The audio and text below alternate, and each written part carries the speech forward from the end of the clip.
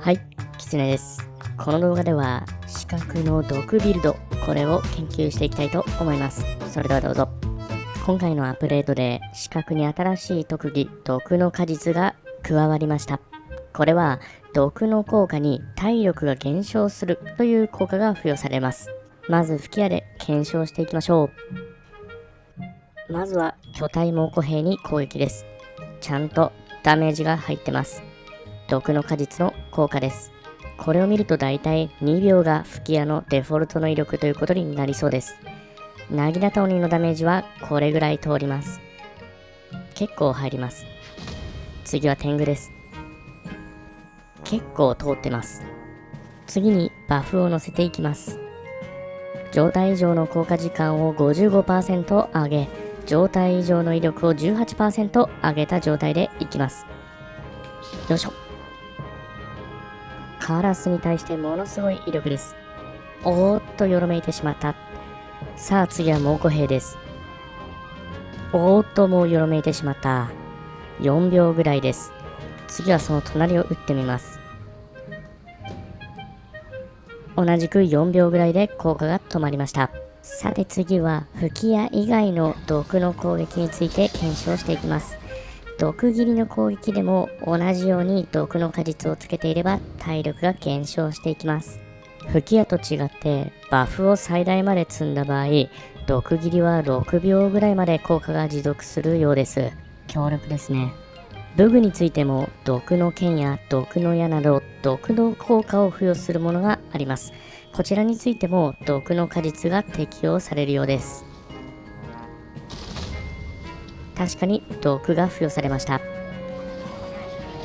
秒数としてはだいたい4秒ぐらいのようです。他の敵でも見てみましょう。やはりだいたい4秒ぐらいで止まっています。これはバフをマックスにした状態ですので、通常の場合はもっと短いことと思われます。続いて毒の剣です。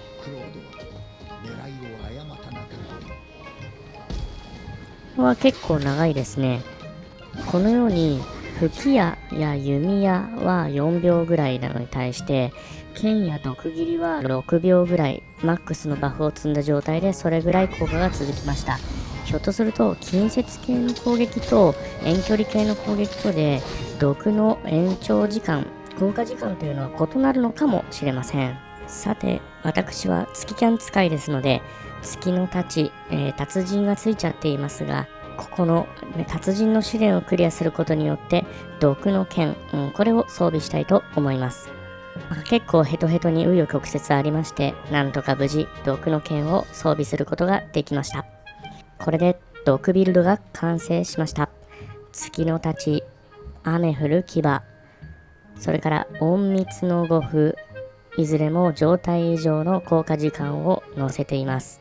さらに火炎玉、これも効果時間の上乗せをしていますし、巻き菱、これも時間の上乗せをしています。まさしく毒を吐くビルドです。特技についてのワンポイントですが、手だれは外して新品にしています。闇打ちは使いません。さあここまで来て体操強いビルドかと思いきや意外なハードルが立ちはだかります。毒の効力を安定させるためにあやかしの種など新品をふんだんに使いすぎてしまって奥義の闇ガラスが弱くなってしまったのでした。このような多数相手の局面で毒をばらまけるのは気分爽快ですが、それにしても決定打に欠けてしまっています。また安定性もいまいちです。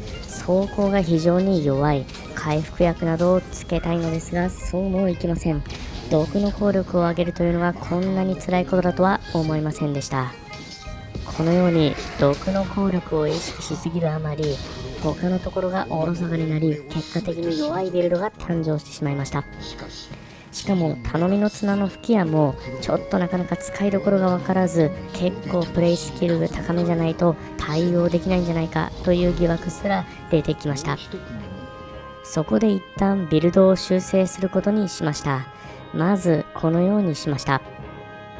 ビルドの中心はエンジンの眼光、5の線で周囲の敵をよろめかせ、状態以上の時間とも非常に相性がいいです。体力上昇で安定させます。クールダウン上昇をつけて毒斬りを出しやすくして、奥義ではなくよろめきダメージで毒を食らったナギナタ鬼などの硬い敵に対してダメージを通りやすくしています。あとはできる限り状態以上の効果時間を積んでいます。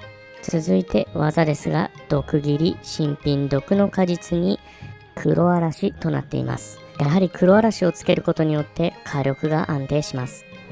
新品がもう1本つけられますので、安定を取るなら金星の火薬がいいと思います。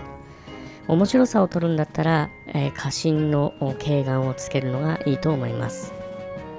攻守のバランスを取るのであれば、ここに火炎玉をつけておくのも手だと思います。以上を踏まえて私は弱体付きの泥投げとあやかしの種に着火をつけるのをおすすめします。これは毒の効果を増強させる効果時間の延長、これが弱体にも着火にも生きてくるので、ビルド的に非常に無駄がない幅広い戦法が取れてとても面白いと思うからです。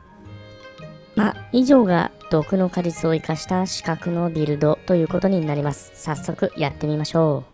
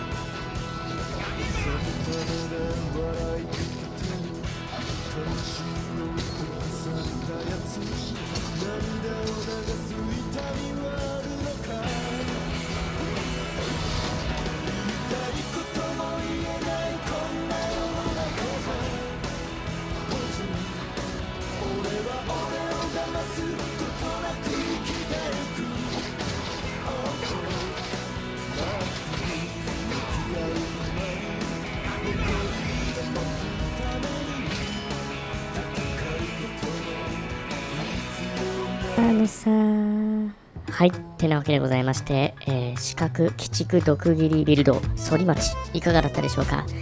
今後ともいろんなビルドを考えていきたいと思います。で、どうぞご高評価、チャンネル登録よろしくお願いします。さよなら。